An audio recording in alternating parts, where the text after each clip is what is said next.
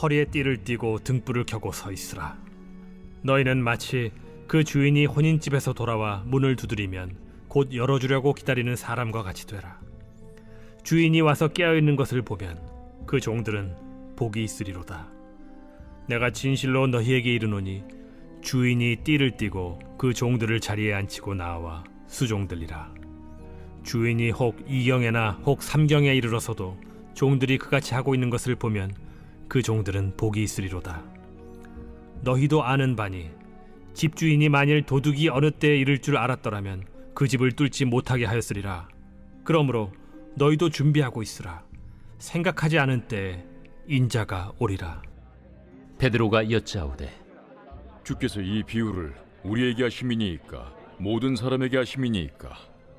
지혜 있고 진실한 청지기가 되어 주인에게 그 집 종들을 맡아 때를 따라 양식을 나누어 줄 자가 누구냐? 주인이 이를 때에 그 종이 그렇게 하는 것을 보면 그 종은 복이 있으리로다. 내가 참으로 너희에게 이르노니 주인이 그 모든 소유를 그에게 맡기리라. 만일 그 종이 마음에 생각하기를 주인이 더디 오리라 하여 남녀 종들을 때리며 먹고 마시고 취하게 되면 생각하지 않은 날 알지 못하는 시각에 그 종의 주인이 이르러 엄히 때리고 신실하지 아니한 자의 받는 벌에 처하리니 주인의 뜻을 알고도 준비하지 아니하고 그 뜻대로 행하지 아니한 종은 많이 맞을 것이요 알지 못하고 맞을 일을 행한 종은 적게 맞으리라. 무릇 많이 받은 자에게는 많이 요구할 것이요 많이 맡은 자에게는 많이 달라 할 것이니라. 할렐루야. 오늘도 살아계신 하나님의 말씀과 기도로 승리하며 나아가는 저와 여러분 되어지길 간절히 소망합니다. 여러분, 우리가 요즘에는 참 마트에 가서 물건을 산다든지 또는 오프라인 백화점에 가서 어떤 물건을 보고 산다든지 그러한 횟수가 많이 줄어든 것 같습니다.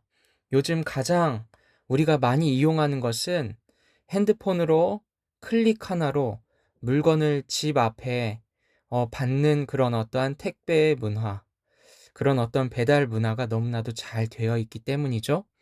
여러분, 많은 물건들을 주문하죠. 근데 너무 갖고 싶은 물건을 여러분 주문할 수 있게 되었고 또 주문했을 때 여러분 그 물건이 도착하기 전까지의 우리의 마음은 어떤가요? 저도 최근에 택배라는 걸 시켜봤을 때 정말 갖고 싶은 물건을 받는 그 준비하는 마음, 그리고 그 기다림의 시간들이 엄청 기쁩니다. 왜냐하면 그것을 받았을 때, 내 정말 갖고 싶은 물건을 받았을 때 정말 큰 기쁨이 있기 때문이죠. 오늘 본문 말씀은 앞선 본문까지는 제자들이 하나님의 돌보심 아래 염려하지 않고 하나님 나라를 구하며 사는 태도를 강조했다면, 본문은 세 가지 비유를 통해 좀 더 종말론적인 관점에서 예수님께서 오심을 준비하는 제자들의 태도를 말씀하고 있는 것입니다. 정말 하나님께서 우리에게 다시 오시는 그 기다림의 시간을 우리는 준비하며 삶을 살아가야 하는가? 오늘 하나님은 우리에게 세 가지 비유를 통해서 말씀하시는 말씀을 볼 수가 있는 것입니다. 첫 번째 비유는 무엇입니까? 35절에서 38절까지의 말씀, 우리 혼인집 주인을 기다리는 종들의 비유입니다. 오늘 35절 말씀을 우리 잠시 함께 읽어보면 이렇습니다. 허리에 띠를 띠고 등불을 켜고 서 있으라 라고 말씀하고 있습니다. 여기서 말씀하시는 허리에 띠를 띠라, 그리고 등불을 켜고 서 있으라, 두 가지를 꼭 준비하라고 말씀을 하십니다. 허리를 준비한다는 뜻은 어떤 뜻일까요, 여러분? 어떤 목적을 위해 즉시 움직일 수 있도록 기동력이 갖춰진 상태를 의미하는 것이 바로 허리에 띠를 띠다라는 뜻으로 사용이 됩니다. 이런 표현으로 신약 성경에 우리 바울은 뭐라고 말씀하십니까? 진리로 너희 허리띠를 띠고, 하나님의 말씀에 그 순종하는 반응에 바로 움직일 수 있도록 너희는 준비하여라. 진리로 너희 허리에 띠를 띠라라고 말씀도 하죠. 베드로 사도는 또 뭐라고 말씀하냐면 마음의 허리를 동이라는 표현도 우리 1장 3절에 13절에 사용하고 있습니다. 우리 베드로전서도 그렇게 말씀하고 있는 것을 보면 정말 깨어 있다라는 것, 정말 예수님이 오시는 것을 준비하는 그 태도와 자세는 혼인집 주인을 기다리는 종들이 언제든지 움직일 수 있도록, 목적을 위해 움직일 수 있도록 기동력을 갖추고 있어라라는 뜻이죠. 그리고 또 등불은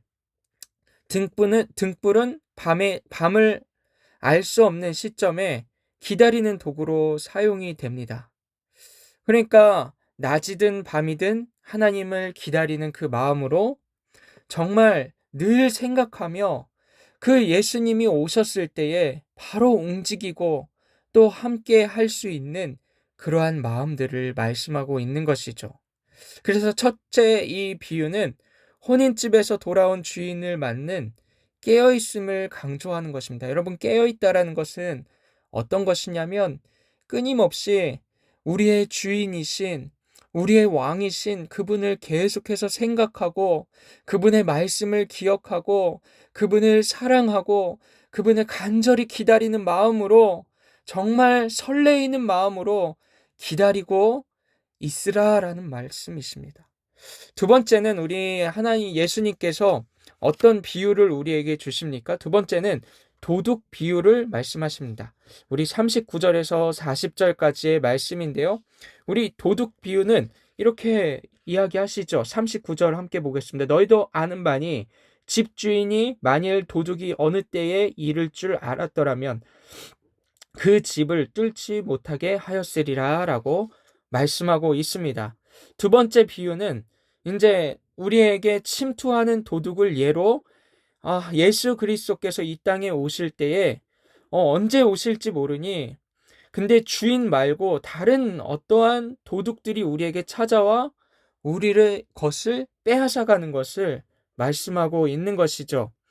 그래서 도둑에게 가장 우리가 도둑을 통해서 어떤 것을 우리가 손해볼 수 있습니까? 우리가 가지고 있는 주인의 것을 빼앗기고 우리의 것 또한 빼앗긴다라는 것입니다. 자신이 감출 수 있는 밤, 그것도 집 주인의 경계가 가장 느슨한 깊은 밤, 도둑의 그 활동의 적기가 될 것입니다. 그리고 도둑은 가장 그에게 큰 무기는 은밀성입니다. 예고를 하지 않고 우리에게 은밀하게 찾아와 우리의 것들을 다 빼앗아 간다라는 것입니다. 이 비유를 통해 예수님께서 예수님을 기다리는 우리의 태도를 뭐라고 말씀하십니까? 나 말고 나의 것을 도둑질하려 오는 악한 사단마귀가 우리의 마음과 생각을 빼앗아 간다라는 것입니다. 우리의 사랑의 마음을 다른 곳으로 향하도록 우리의 마음을 다 빼앗아 간다라는 것입니다. 하지만 우리 예수님을 기다리는 하나님의 사람들에게 말씀하시는 것은 도둑을 대비하고 늘 그것에 준비하고 있어라라고 말씀하고 있는 것이죠. 그리고 우리 마지막 세 번째 비유는 어떤 말씀입니까? 우리 41절에서 48절까지의 말씀, 청지기 비유를 또 말씀하고 있는 것을 볼 수가 있는 것입니다. 자, 오늘 말씀 우리 42절 말씀 보시면 주께서 이르시되 지혜 있고 진실한 청지기가 되어 주인에게 그 집 종들을 맡아 때를 따라 양식을 나누어 줄 자가 누구냐라고 예수님께서 질문하시며 비유로 말씀하고 있는 하나님의 말씀을 볼 수가 있는 것입니다. 청지기에게 가장 중요한 덕목은 바로 신실함입니다. 실력도 중요하지만 신실함이 바탕이 되지 않는 실력은 주인에게 큰 피해를 줄 수가 있죠. 잔꾀를 부리고. 하지만 신실하다는 건 늘 한결같이 주인이 맡겨진 그 일들을 주인의 마음으로 주인이 맡겨주신 사람들에게 정말 공평하게 양식을 나눠주고 제때에 수고한 대가를 그 주인의 마음으로 잘 관리하는 것을 말씀하고 있다라는 것입니다. 지혜란 무엇입니까? 바로 지혜는 주님, 하나님의 그 생각과 뜻을 바르게 깨닫는 지식을 말하는 거죠. 그래서 우리 하나님께서 우리에게 말씀하시고 우리에게 맡기신다라는 것은 뭐냐면, 이런 지혜 있는 청지기들에게는 더 많이 하나님께서는 하나님의 것들을 맡기며 그 주님이 다시 오시는 그 날까지 신실한 하나님의 청지기로 살아라라고 말씀하고 있는 것입니다. 사랑하는 성도 여러분, 오늘 하루 살아갈 때에 여러분, 우리가 예수님을 기다리며 삶을 살아갈까요? 오늘 이 말씀을 묵상하면서 저는 우리가 결단했으면 좋겠습니다. 무엇을 우리는 기다리며 살아갑니까? 우리가 기다리는 대상이, 가장 큰 그 사랑의 대상이 우리가 좋아하는 물건과 우리가 어떠한 소유하고자 하는 것들이 아닌 하나님이 우리에게 다시 오실 그때를 간절히 기다리며 오늘 재림한다 할지라도 후회 없는 삶을 살아가길 소망합니다. 그래서 첫 번째로 우리에게 말씀하신 그 말씀대로 여러분 오늘 깨어있길 바랍니다. 깨어있다라는 건 사랑의 마음을, 그리고 기다림의 마음을, 기다림의 기쁨을 하나님 앞에 올려드리길 소망합니다.